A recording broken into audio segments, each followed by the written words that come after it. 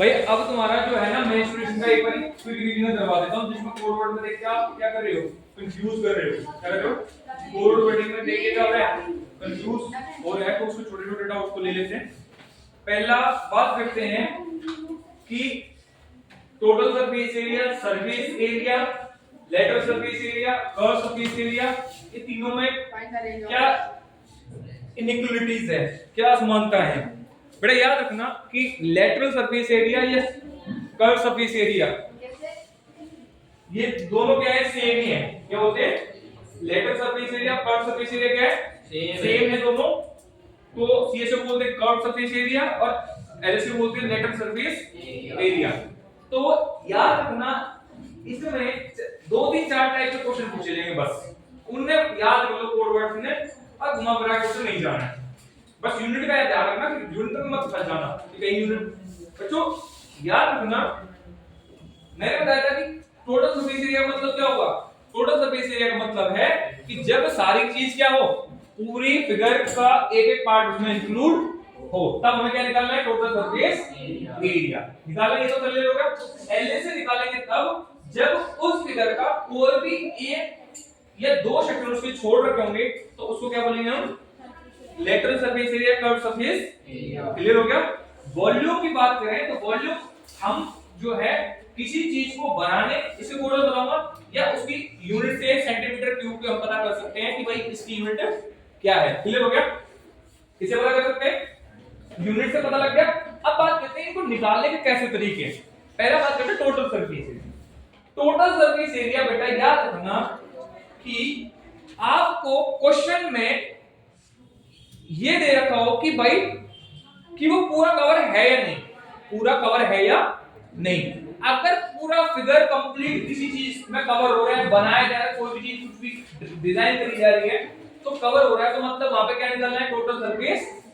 क्या निकालना है, क्या निकालना है, टोटल सरफेस एरिया कब निकालना है, सब चीज इंक्लूड हो। जैसे कवरिंग का केस है, मान के चलो मेरे को एक टेबल ढकनी है, तो टेबल ढकूंगा तो टेबल ढकने के लिए मुझे क्या करनी पड़ेगी, बस पूरी कवर तो पूरी करनी पड़ेगी। टेबल को क्या करूंगा मैं, पूरा कवर करूंगा। और जैसे टेबल पूरी कवर हो जाएगी तो मैं क्या निकालना पड़ेगा, मेरे को क्या निकालना पड़ेगा, total surface area, surface area बोल सकते हैं इसको। Total surface area, surface area, total surface area, surface area कह सकते हैं। अगर आपकी बात की जाए surface area, total surface area के बाद में कि हमें सरफेस एरिया के बाद में बात आती है लेटरल सरफेस एरिया, सीएसए। तो बेटा कोई भी चीज सीएसए का याद रखना, सीएसए के 2 3 फॉर्मेशन के क्वेश्चन पूछ लेंगे। या तो डायरेक्ट सीएसए बोलेगा, क्या बोलेगा, डायरेक्ट सीएसए बोलेगा भाई इसकी सीएसए निकालो, या ठीक है डायरेक्ट सीएसए बोलेगा नहीं तो एक इसमें केस बनता है, क्यूब और क्यूबॉइड का अलग अलग केस होता है। क्यूब क्यूबॉइड में क्या होगा कि क्यूबॉइड में आपको पेंटिंग का काम बोलता है, क्या बोलता है, पेंटिंग का। तो पेंटिंग में क्या केस होगा, पेंटिंग में हमेशा हम एरिया ऑफ 4 वॉल्स, क्या एरिया 4 वॉल्स लगेगा ही लगेगा, प्लस उसके बाद में या तो वो 2 चीजों, अगर वो सब चीज को इंक्लूड कर रहा है तो सीधा सीधा टोटल सरफेस एरिया लगा देंगे। और अगर वो बोलते भाई 4 दीवार प्लस कोई भी चीज, मान के चलो जैसे रेक्टेंगल है या आपका फ्लोर है, तो ये फ्लोर जो क्यूबॉइड में फॉर्म होती है उसमें कौन सा शेप होती है, रेक्टेंगल शेप होती है।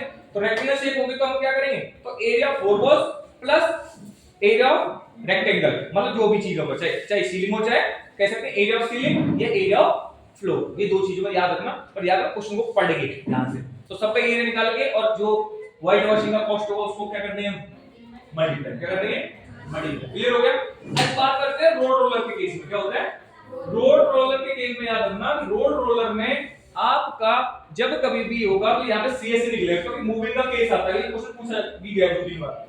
तो जैसे मूविंग करता है तो वो सीएसए, क्योंकि भाई वो कवर करते हैं उस जमीन पे जाते हैं, तो थोड़ा पूरा कवर कर रहा है, जमीन पे चलता जा रहा है, तो वो क्या कर रहा है, उसको रिवोल्यूशन कर रहा है। तो रिवोल्यूशन हम क्या करेंगे, क्या करेंगे, क्या करेंगे, सीएसए।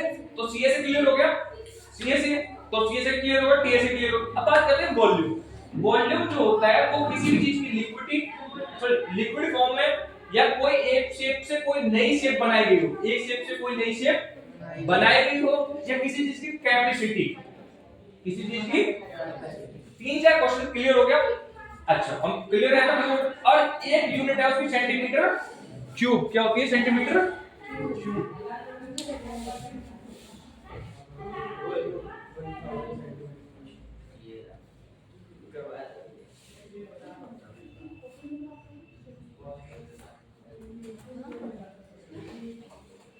तो सेंटीमीटर क्यूब क्लियर हो गया। सेंटीमीटर क्यूब क्या करती है कि भाई आपको वो बताती है कि भाई ये यूनिट वॉल्यूम की है, ये सरफेस एरिया की है, एरिया की है। तो सेंटीमीटर क्यूब, क्यूब लगा तो मतलब क्या हो गया? वो किसकी यूनिट होगी? किसकी होगी? किसकी होगी? वॉल्यूम की। क्लियर हो गया? लिक्विड। अब मैं क्वेश्चन एक एक करके पूछूंगा, जवाब सबको देने हैं, ठीक है? मैं एक क्वेश्चन सबसे पूछूंगा, जवाब। भाई कोई शेप से नई शेप, बट कोई एक शेप है, नई शेप बनाई जाए, शेप बनाई जाए, क्या करेंगे? वॉल्यूम। क्लियर हो गया? वॉल्यूम का केस। अच्छा, अगर मान लो कोई चीज लेफ्ट है, कोई चीज लेफ्ट है, तो लेफ्ट करने का मतलब क्या है? कोई चीज छोड़ दी गई है, तो हम क्या करेंगे? टीएस है, सीएस है? छोड़ दी गई, सीएस है। क्लियर हो गया? अगर मान लो चलो सेंटीमीटर क्यूब क्या बताएगा? सेंटीमीटर क्यूब किसे बताएगा? सेंटीमीटर क्यूब, टीएस है, सीएस है, वॉल्यूम। वेरी गुड बेटा। इधर बता कि अगर एरिया 4, अगर मान लो पेंटिंग का केस आ जाए, विशाल पेंटर है, क्या है? विशाल पेंटर है, अब पेंट करेगा तो क्या करेगा? वो क्वेश्चन में बोलेगा कि भाई सारी चीज करनी है या छोड़ के करनी है। तो मैंने बोल दिया कि भाई 4 दीवार, 4 वॉल्स, और मेरे को expect ceiling, expect ceiling, expect का मतलब छोड़ के, के अलावा। तो मतलब ये छोड़ के मतलब फ्लोर करवाएगा, तो क्या लगेगा? फॉर्मूला क्या लगेगा? क्या लगाएंगे? क्या लगाएंगे? पेंटिंग करनी है, पेंटिंग 4 दीवार के अंदर फ्लोर करना है, तो क्या लगाएंगे? हैं? CHO क्यूब है, क्यूबॉइड, क्यूबॉइड। CHO क्यूबॉइड को हम और क्या कह सकते हैं? Area of 4 walls plus area of rectangle. Revolution case में क्या निकालेंगे? CSE क्या निकालेंगे? CSE। रिवोल्यूशन केस में क्या निकलेगा? CSE। अब यहां तक चीजें क्लियर हो गई। अब बेटा एक मेन बात जो यहां याद रखने वाली चीज है, जब कभी भी चाहे एरिया निकालो, चाहे तुम टोटल सरफेस एरिया निकालो, चाहे तुम कट सरफेस एरिया निकालो, चाहे वॉल्यूम निकालो, बेटा ध्यान रखना कि जब भी फॉर्मूला तभी इंप्लीमेंट करेगा कि उसकी जो सारी यूनिट है वो सेम यूनिट होनी चाहिए। मतलब सेंटीमीटर है तो लेंथ भी सेंटीमीटर में होनी चाहिए, ब्रेथ भी सेंटीमीटर में होनी चाहिए, और हाइट भी क्या होनी चाहिए।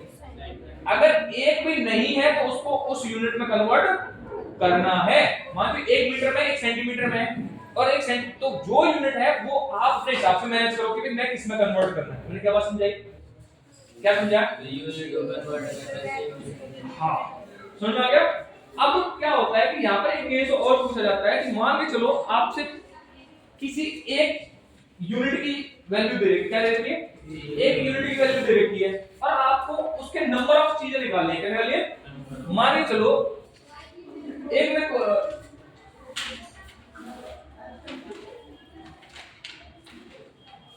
एक दीवार है, सुनना मेरी बात, एक दीवार है, एक दीवार के अंदर 50,000 ईंट लगी हुई है। क्या लगी है? 50,000 ईंट लगी हुई है। क्या लगी है? 50,000 ईंट लगी हुई है, ठीक है? तो उसमें एक ईंट की कॉस्ट है 25 रुपए। कितनी नंबर ऑफ ईंट, कितने टोटल नंबर ऑफ पैसे बने उसके? नहीं सॉरी, 50,000 टोटल रुपए थे। सॉरी मैं क्वेश्चन गलत बोल दिया। 50,000 टोटल रुपए थे। 50,000 क्या थे? टोटल रुपए थे। जो एक दीवार में ईंट लगी, अब मुझे पता कितनी ईंट लगी, कितनी ईंट लगी, तो उसमें 50,000 टोटल मेरी जो ईंट लगी, मैंने मान लिया दीवार बनाई वाली, ये दीवार मैंने 50,000 रुपए लगा दिया। अब मुझे एक पता था कि एक ईंट की कीमत 25 रुपए है, तो कितने नंबर ऑफ ईंट लगी होंगी? कितने नंबर ऑफ ईंट लगी होंगी? नंबर ऑफ ईंट्स या नंबर ऑफ ब्रिक्स कितनी लगेंगी? तो हम क्या करेंगे? Multiply, divide. क्या करेंगे? डिवाइड। मतलब 50,000 डिवाइडेड बाय 25, तो 2,000 ईंट वहां पे टोटल लगी हुई होंगी। याद रखना इस बात को, याद हंसते जरूर है कि हम जब कभी भी टोटल यूनिट दे रखी हो, मतलब उसकी टोटल यूनिट और मतलब दो सेम यूनिट को डिवाइड करेंगे, उसके जस्ट अपोजिट यूनिट निकल के आएगी। मैं जब दो सेम यूनिट को डिवाइड करेंगे इस वाले केस में तो हमें हमेशा क्या निकल जाएगी, जस्ट अपोजिट यूनिट। जैसे एक एग्जांपल और ले लो, मान के चलो मैंने टोटल पेन खरीदे। अब पेन खरीदे, पेन नहीं पता कितने का है, पर मुझे पता है कि उसकी कॉस्ट 60,000 रुपए है। कितने खरीदे? 60,000 रुपए खरीदे। अब मुझे पता है एक पेन की प्राइस की कॉस्ट, एक पेन की जो प्राइस है वो 12 रुपए है। कितना है? 12 रुपए है। 60,000 के मैं टोटल पेन खरीदे, एक पेन का प्राइस 12 है, तो कितने नंबर ऑफ पेन खरीदे मैंने? डिवाइडेड बाय 60,000 डिवाइडेड बाय 12 तो 5,000 आएगा। क्या आएगा? 5,000। मतलब मैंने पेन कितने खरीदे? कुछ बात समझ में आई? क्लियर हुआ? कोई डाउट रह गया? बिल्कुल क्लियर है। अब तो डाउट तो मुझे आदत अब पूरा एक्सप्लेन करके देगा, सारी चीजें मैंने अभी तक समझाई, सब कुछ जितना मैंने बताया बता फटाफट जो सारी चीजें एक्सप्लेन कर रहा हूं करो यार, एक्सप्लेन कर सारी चीजें मैं एक्सप्लेन कर। टेस्ट हां कोई एग्जैक्ट होगा, कोई चीज लैब है तो सीएस मिलेगा। कोई और बहुत वेरी गुड। सेंटीमीटर क्यूब का वो होना उसमें हां हां वेरी गुड। और पेंटिंग का केस था,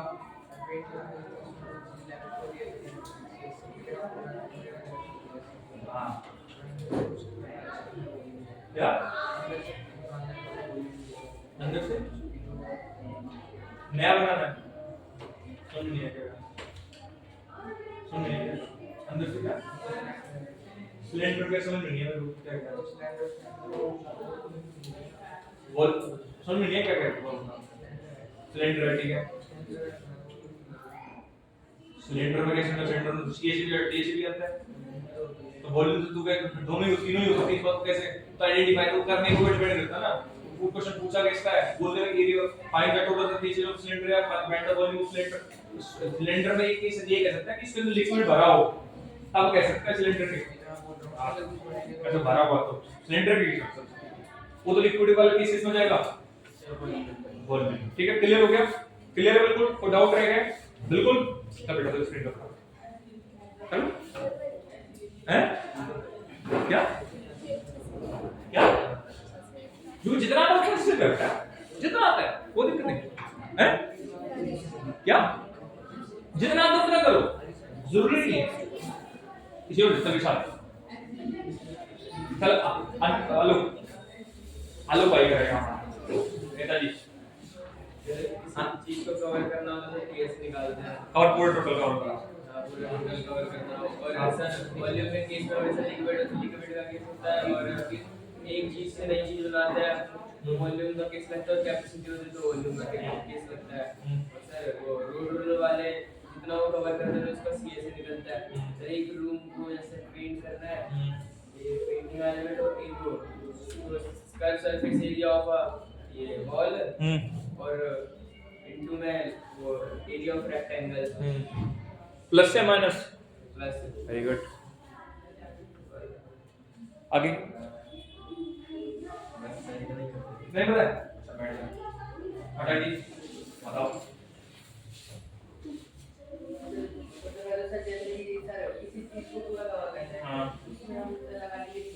नहीं क्या लगेंगे टीएससी कवर करना है आगे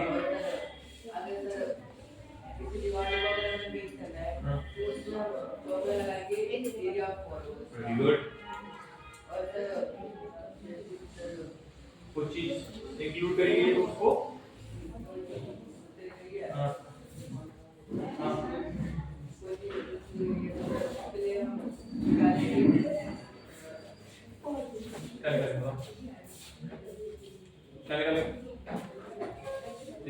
एरिया ऑफ रेक्टेंगल क्या कह सकते हैं एरिया ऑफ रेक्टेंगल करके हम वो प्लस करते हैं। ठीक है तो ये चीजें क्लियर हुई और वॉल्यूम हाँ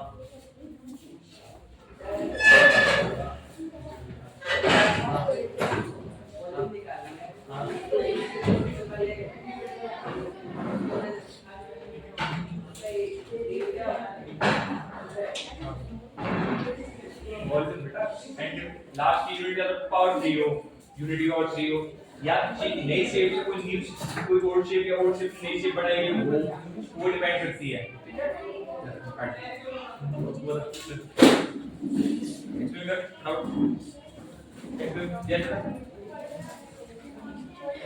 क्या अरे भाई दीपक खड़ा हो। ओके यू बता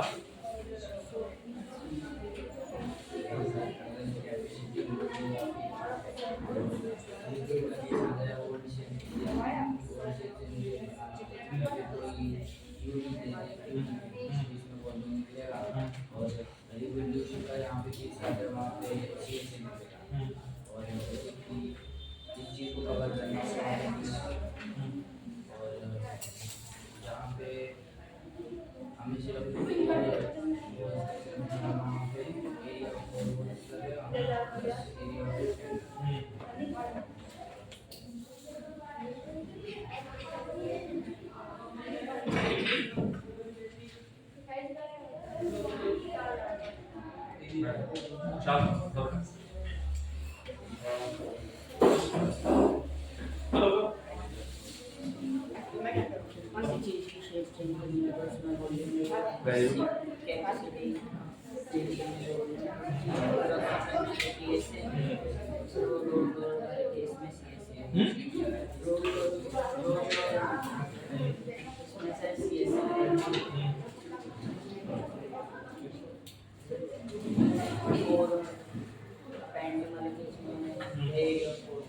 area of four plus area of clear है? कोई डाउट है किसी बच्चे को? चल बेटा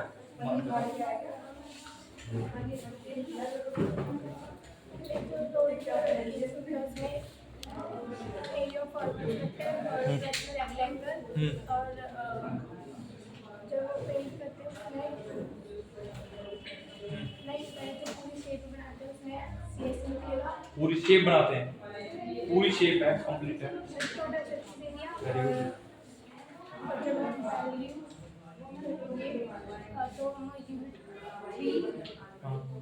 यूनिट 3 हो तो क्या निकलेगा? यूनिट 3 पावर 3 होगी, वॉल्यूम निकलेगा। और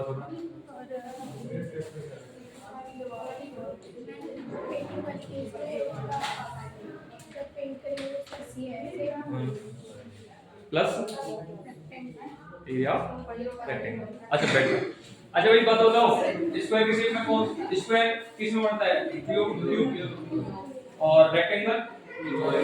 अच्छा एक रेक्टेंगल से हम क्या बना सकते हैं? एक रेक्टेंगल से हम क्या बना सकते हैं? एक हेलोग्राम बना सकते हैं। एक स्क्वायर रेक्टेंगल मान ली, एक रेक्टेंगल से हम एक सिलेंडर बना सकते हैं, याद है? तो जैसे फोल्ड करेंगे तो वो नीचे वाला क्या बन जाएगा? तो पूरा सरकमफेरेंस। जैसे मान के चलो मैंने हाइट जैसे इसके उसको ओवरलैप नहीं करा, घुमा दिया वहीं पे, जैसे 11 नीचे वाला है, 4 है ब्रेथ है, मतलब 11 सेंटीमीटर क्या होगी, मतलब लेंथ है और 4 मीटर ब्रेथ है। तो जब उसको फोल्ड करके पेपर जैसे मान चलो मैंने ये ले लिया पेपर, ये 11/4 का है, ये 11 पर इसको ओवरलैप नहीं किया गया। क्या नहीं किया गया? विदाउट ओवरलैप है। जैसे इसको घुमाओगे तो घुमाने पे क्या बन गया? जो 11 सेंटीमीटर था वो क्या बन गई? बेस मतलब बाउंड्री, बाउंड्री मतलब सर्कमफ्रेंस, और जो वो थी वो क्या बन गई? समझ में आ गया? तो ये सर्कमफ्रेंस ऑफ सर्कल और ये पूरी हाइट। क्लियर हो गया? तो डाउट है यहां तक? बिल्कुल क्लियर, बिल्कुल क्लियर है। और किसी भी सॉल्व करने के लिए पहले यूनिट का क्या होना चाहिए? यूनिट्स का क्या होना चाहिए? सेम होना जरूरी है। जब तक अगर ये जरूरी, अगर ये कंप्लीट नहीं होगा तो क्या नहीं होगा? क्या नहीं होगा? क्या नहीं होगा? तो हम नहीं, वो हमारा फिर क्वेश्चन गलत माना जाएगा अगर हम उसको कन्वर्ट नहीं करेंगे। कन्वर्ट करना बहुत जरूरी है यूनिट्स का। क्लियर है बिल्कुल? तो गिने चुने 5-7 टाइप के क्वेश्चन पूछे जाएंगे, वो तुम्हें देखना है। अगली बार नंबर कम ना है, मैं उम्मीद करता हूं तुमसे।